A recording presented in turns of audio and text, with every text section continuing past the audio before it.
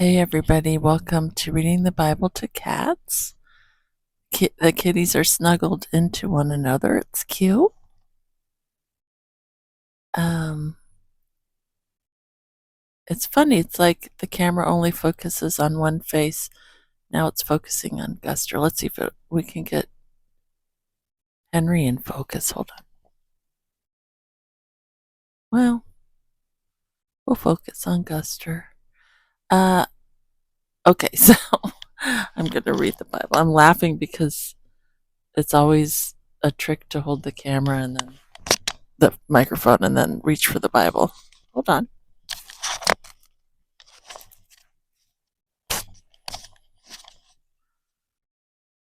Okay, so somebody's moving around. Custer's moving. Look at that body. Cute. Okay, well, let's read.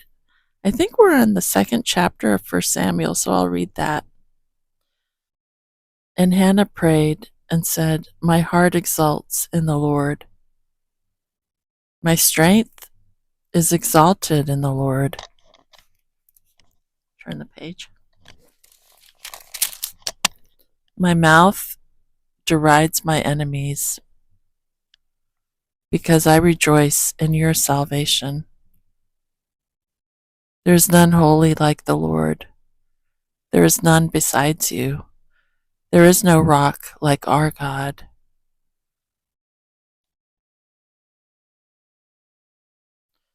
Talk no more so very proudly. Let not arrogance come from your mouth, for the Lord is a God of knowledge, and by him actions are weighed. The bows of the mighty are broken, but the feeble bind on strength. Those who were full have hired themselves out for bread, but those who were hungry have ceased to hunger. The barren has borne 7, but she who has many children is forlorn. The Lord kills and brings to life. He brings down to Sheol and raises up. The Lord makes poor and makes rich. He brings low and he exalts. He raises up the poor from the dust. He lifts the needy from the ash heap to make them sit with princes and inherit a seat of honor. For the pillars of the earth are the Lord's, and on them he has set the world. He will guard the feet of his faithful ones, but the wicked shall be cut off in darkness. For not by might shall a man prevail. The adversaries of the Lord shall be broken to pieces. Against them he will thunder in heaven. The Lord will judge the ends of the earth. He will give strength to his king and exalt the power of his anointed.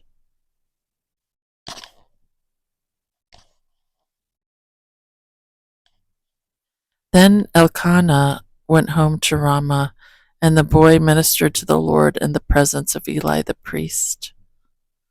Now the sons of Eli were worthless men. They did not know the Lord. The custom of the priests with the people was that when any man offered sacrifice, the priest's servant would come while the meat was boiling with a 3-pronged fork in his hand, and he would thrust it into the pan or kettle or cauldron or pot. All that the fork brought up, the priest would take for himself. This is what they did at Shiloh to all the Israelites who came there. Moreover, before the fat was burned, the priest's servant would come and say to the man who was sacrificing, "Give meat for the priest to roast, for he will not accept boiled meat from you, but only raw."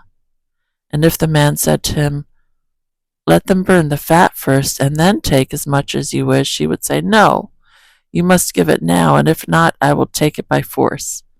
Thus the sin of the young men was very great in the sight of the Lord, for the men treated the offering of the Lord with contempt. Samuel was ministering before the Lord.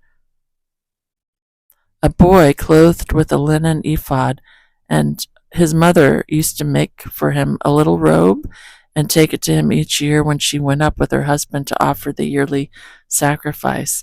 Then Eli would bless Elkanah and his wife and say, "May the Lord give you children by this woman for the petition she asked of the Lord." So then they would return to their home. Indeed, the Lord visited Hannah, and she conceived and bore 3 sons and 2 daughters. And the young man Samuel grew in the presence of the Lord.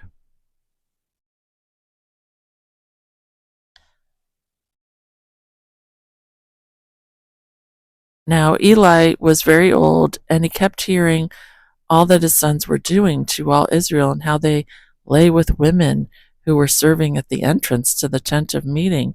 And he said to them, "Why do you do such things? For I hear of your evil dealings from all the people.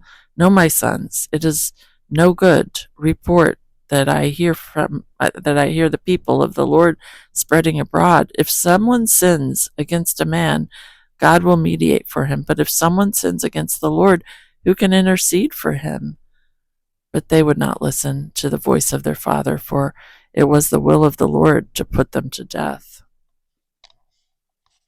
Now the young man Samuel continued to grow both in stature and in favor with the Lord and also with man.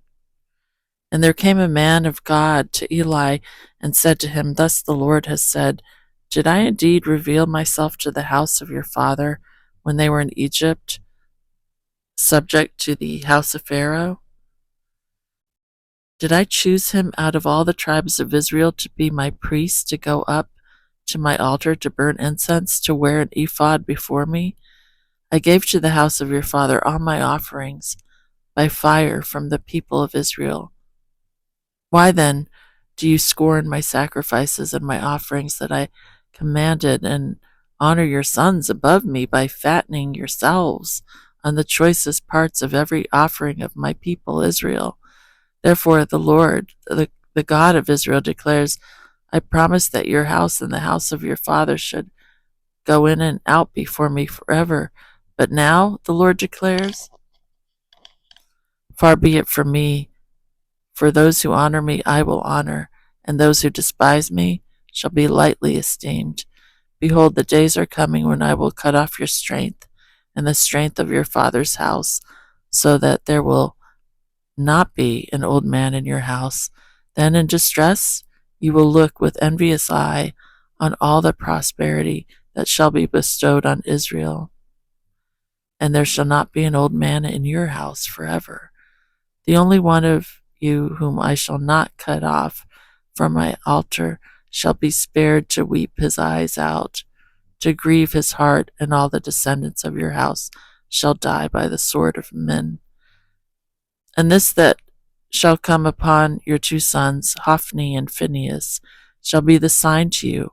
Both of them shall die on the same day, and I will raise up for myself a faithful priest who shall do according to what is in my heart and in my mind.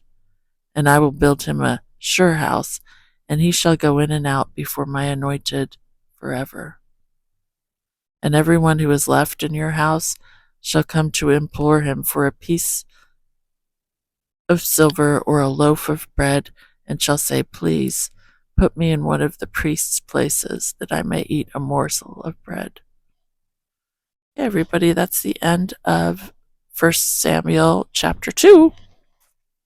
Let me turn the page here.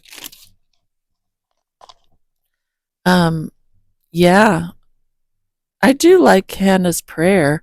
You know, it reminded me of a psalm we read recently, but I forget which psalm it was that we read, but specifically the verse about lifting the poor from the ash heap. The Lord makes, where was, oh yeah, Verse 7, the Lord makes poor and makes rich. He brings low and he exalts.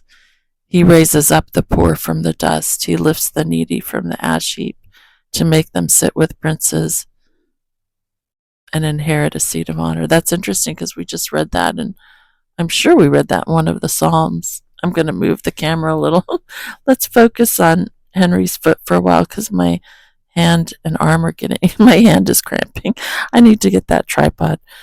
Anyway, yeah, so her prayer is very strong. It's interesting how she, it sounds like a psalm. In a way, it sounds like a psalm of David. Um, there's this contrast between the poor and needy, and then the rich, and also a contrast between um, the the proud and the arrogant, and those who are feeble and and weak, those who are full and those who are hungry, and yeah, it seems also like kind of a prophetic psalm. But oops, sorry, the image you're seeing is not that great. Here, let's look at his paw. Oops, out of focus. Hold on.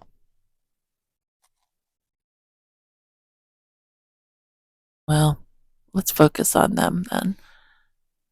Anyway, yeah, that was a strong prayer.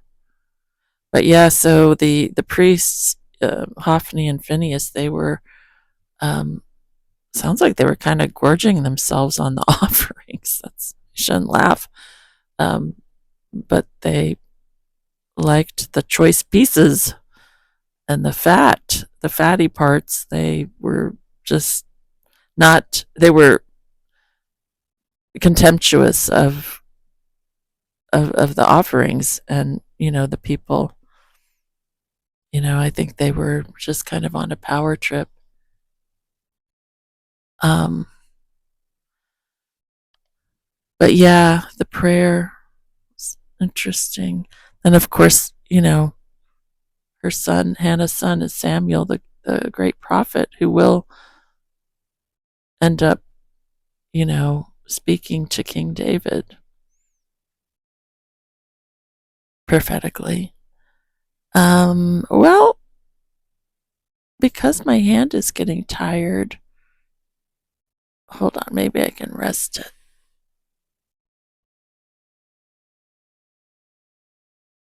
Well, that's not a very good picture.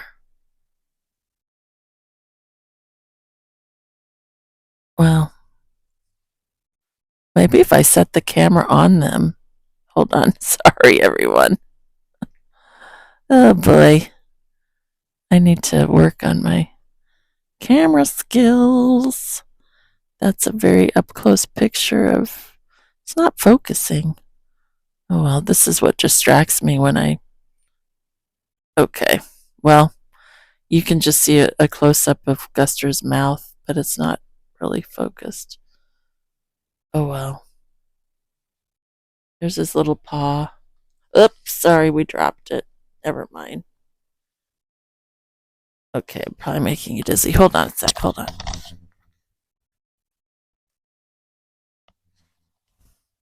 Oh, he covered his face. Anyway, well, let's say a prayer because my camera skills are really bad right now. Here, let's look at his paw. Okay. Lord, thank you for your word and for Hannah's beautiful, strong prayer. I I'm grateful that you do have a heart for the weak, the feeble, the poor. It's all throughout your word how you lift up the poor from the ash heap and seat them with princes, and um, you you don't have a heart for the arrogant necessarily. But if we are arrogant, you do humble us. But I pray, Lord, for everybody who's watching or listening, that if they struggle financially or if they feel poor, um, that they would be assured that you will lift them up and that your eye is on them. Pray for my country, because there when I talk to people, there's fear out there, especially about this tariffs and the fear of prices increasing and things like that. So, which would affect the poor, I guess. So, and other people, everybody basically. But anyway, I just pray that everything works out, and um, that it's just that things would work out, and that it wouldn't be a terrible increase in prices for groceries and things like that, and whatever. We just pray that you have mercy on us, Lord, and bless this country. Um, Give the people and authority wisdom as to how to lead, and let there just be peace among us. And I pray, yeah, pray for the peace of Jerusalem, pray for the protection of Israel always, and thank you that the hostages are coming home. I pray that we thank you, Lord, for that, and just pray that they continue to meet deliverance, you continue to free them. And yeah, that's what I pray. Pray all these things in Yeshua HaMashiach's name, in Jesus' name. Amen. You're just seeing like a little fur pile here. It's an undifferentiated little pile of fur. It's hard to make out the faces, but that's Guster's ear. That's Henry's paw. That's Henry's paw. This is Custer's paw. And they're all just cuddling together. All right, everybody, I'll talk to you later. Bye.